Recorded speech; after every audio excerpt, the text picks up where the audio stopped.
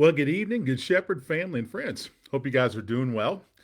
We are coming back to you with our Guided to the Cross Lenten Journey. And we're going to be looking tonight at Matthew chapter 25, beginning at verse 1 through 13. Got a couple days off, so this evening I'm actually going to be recording a couple videos to catch us back up on our Lenten journey. But I hope you're doing well. I want to thank you for all your prayers for this past week for our Southern District Convention. Had a great time sharing a couple of workshops. I was leading a workshop called from couch to pew, and how to move people from online worship to in person, and using some of the experiences we've had of seeing folks who have joined us online and now are joining us in person and actually becoming members of our church. And so it's been a real cool experience, and it was great to share that with folks. But today we're going to begin with our Guided to the Cross journey. We're going to be, over the next three sessions, looking at Matthew chapter 25, three parables that are all about how to be ready for when the Lord returns. So let's get into it. Let's look at Matthew chapter 25, beginning at verse 1 through 13. We're on page 38 of your journal. I know this has been challenging for some and rewarding for others. So again, we're going to read the text. We're going to ask these three powerful questions. I'm going to give you some thoughts, and let's join together. Here we go. Matthew chapter 25, beginning at verse 1. Then the kingdom of heaven will be like 10 virgins who took their lamps, and they went to meet the bridegroom. 5 of them were foolish, 5 were wise. For when the foolish took their lamps, they took no oil with them, but the wise took flasks of oil with their lamps. And as the bridegroom was delayed, they all became drowsy and they started to sleep. But at midnight, there was a cry, that when you least expect it. Here comes the bridegroom. Come out to meet him. Then all those virgins rose and they trimmed their lamps. And the foolish said to the wise, Will you give us some of your oil, for our lamps are going out? But the wise answered, saying, Since there are not to be enough for us and for you, you go rather to the dealers and buy for yourselves. And while they're going to buy, the bridegroom came, and those who were ready went with him to the marriage feast, and the door was shut. And afterwards the other virgins came also, saying, Lord, Lord, open to us. But he answered, Truly I say to you, I don't know you. Watch therefore, for you know neither the day nor the hour. And this is the word of the Lord. Okay, let's unpack this together. All right, we're asking three questions. What does this tell us about God? What does this tell us about ourselves? And what does this tell us? What's our one takeaway for today? Now remember, these three parables are set within the context of what is known as the Great Eschatological Discourse. This is the end times teaching that Jesus has about his second coming, what we should expect, how to be prepared, how to be ready, because we know neither the day nor the hour when the Lord returns. Yes, there will be signs, but those signs are to remind us that he's still coming. And yes, events will take place to remind us that, yes, the Lord is coming back and we should be ready for him. But we do not know the day, nor do we know the hour.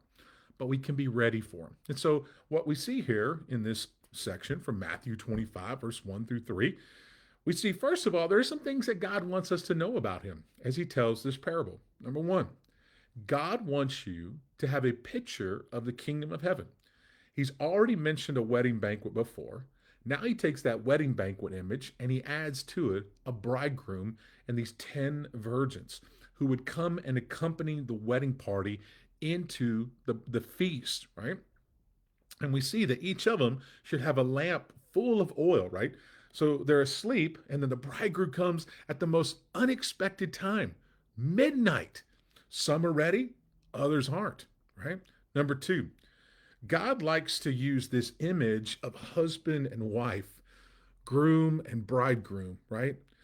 To represent the nature of the church. And if you want to really unpack this, you go to Ephesians chapter 5, and you read that beautiful section of what it means for husbands and wives to love and respect one another the same way Christ loves the church, me and you, right?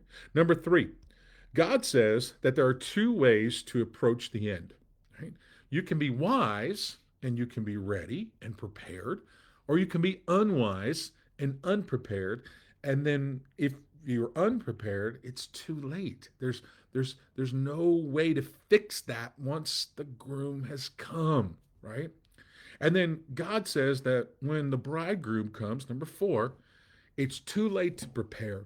There's There's not, another do-over. And you can't share. I think that's something that even just reading that just a minute ago, right? There's no sharing in this particular instance, right? If I'm ready, it's not like I can take my readiness and then give it to you at the last minute so that you're ready. No, there's a time to be ready, and it's now. It's now. Now's the time that we get ready. Okay, what does this tell us about ourselves, about this world? Um, well, obviously, it tells us that, there's going to be wise people and there's going to be foolish people. And that theme is unpacked throughout the scriptures. You can see it in the book of Proverbs. You can see it in the Psalms. You can see it here. You'll see it later on in Corinthians. Wise and foolish. Okay. Number two, as people, we want to be ready for the return of Christ. We don't know when he's coming back. Could be today, could be tomorrow, could be 1,000 years from now. We have no idea. But what I do know is that I want to be ready, right? I want to be confident in my faith. I want to be a good tree bearing good fruit. I want to be working hard to spread the message of the gospel to all people so that all people may know the Lord, right?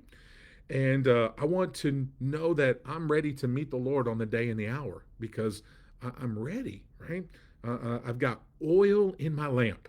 And so I want you to think about that image, right? See, those who are ready, they got oil in their lamp. And we don't want to stretch this image too far, this metaphor too far.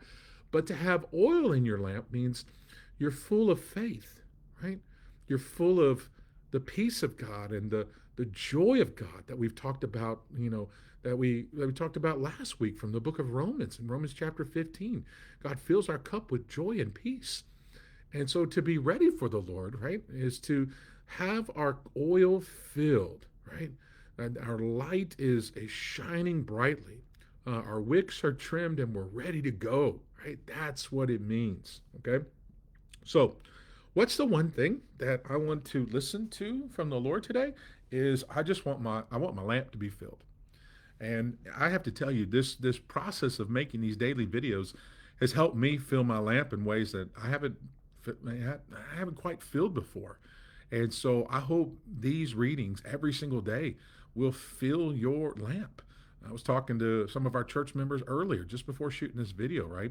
And the process that we're using of asking these three questions is a process to be intentional, right? Intentional with our reading, but also, right, that when we look at a text, what is this text telling us? We've got all kinds of ideas floating around our head, but what does this particular text tell us about God? What does it tell us about ourselves? What is it we need to walk away with? So I'm just going to ask you, do you feel like, are you at a place in your spiritual walk right now where, if the Lord came back today, like he's coming back at midnight tonight, I'm not saying he is, I'm not making no prediction, right? But let's just say he is, right? Are you one of the wise? Is your cup full, right? And is your oil running over? Are you ready to meet the Lord? Or are you unwise and your cup's not full and you're scrounging, right? Right now, this is a time to be filled and have our cup full and our oil running over. So that's today's lesson. I hope this is a blessing to you, this devotional. I'm going to come back later tonight and do the second one in this series, Matthew 25:14-30. It's the second parable. And then there's a third parable, unpacks all of chapter 25 and what it means to be ready for the Lord. All right, guys, I hope y'all have a great day. Be blessed, be encouraged. Love you, and we'll see you later.